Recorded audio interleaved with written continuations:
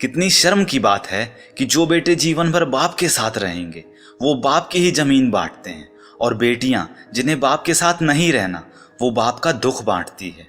किसी ने क्या खूब कहा है कि लाख गुलाब लगा लो तुम आंगन में, लेकिन जीवन में खुशबू तो घर में लड़की रहने से ही होगी। दोस्तों, क्या बदनसीब है वो बेटी भी जिसे अपने ही पिता से मिलने के लिए एक दूसरी औरत से परमिशन लेनी होती है। बेटे तो सिर्फ एक घर को चलाते हैं, लेकिन बेटियां तो दो दो घर को स्वर्ग बनाती हैं। एक बेटा तो भाग्य से होता है, पर एक बेटी सौभाग्य से होती है। जिसकी बेटी की शादी किसी अच्छे आदमी से हो जाती है तो उनको एक बेटा मिल जाता है, वरना ये तो सच ही है कि वो अपनी बेटी को भी खो देते हैं। दोस्तों, दहेज प्रथा भी कुछ ऐसी निराली है कि हर बाप सोचता है कि वह सबसे बड़ा भिखारी है। एक मीठी सी मुस्कान है बेटी, ये सच है कि मेहमान है बेटी, उस घर की पहचान बनने चली जिस घर से अनजान है बेटी।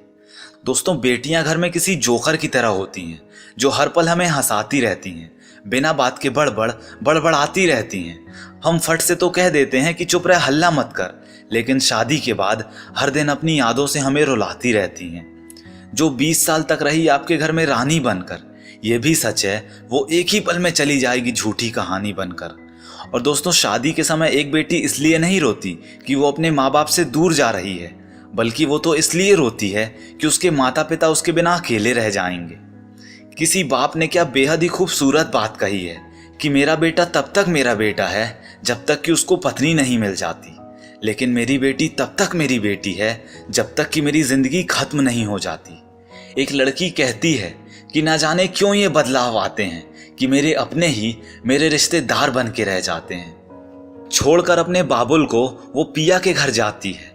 वो लड़की है जनाब, दो घरों को एक बनाती है, बिना उनके एक पल भी गंवारा है। बेटियां ही साथी हैं, बेटियां ही सहारा हैं। एक भाई ने रोते हुए ईश्वर से कहा कि हे भगवान, तू पहले तो बहन दे के हम दोनों को लड़वाता है, फिर उसकी शादी करके इस भाई को जीवन भर तरसाता है।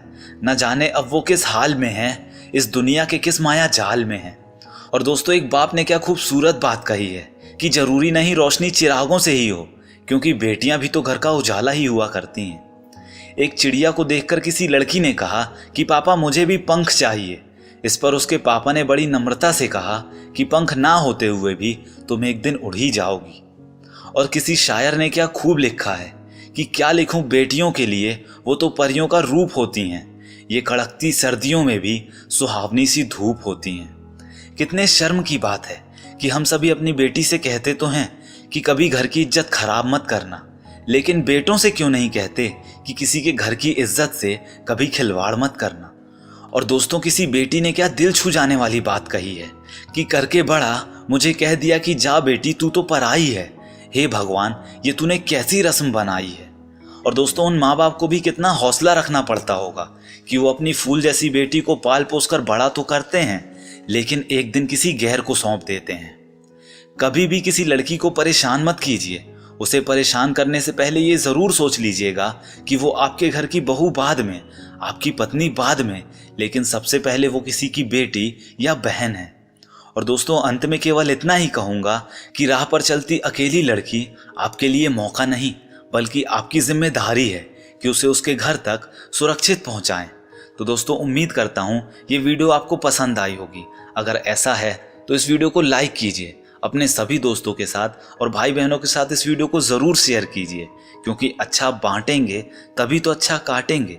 और दोस्तों, एक बात हमेशा बोलते रहिए कि जो होगा जूम करके देखा जाएगा।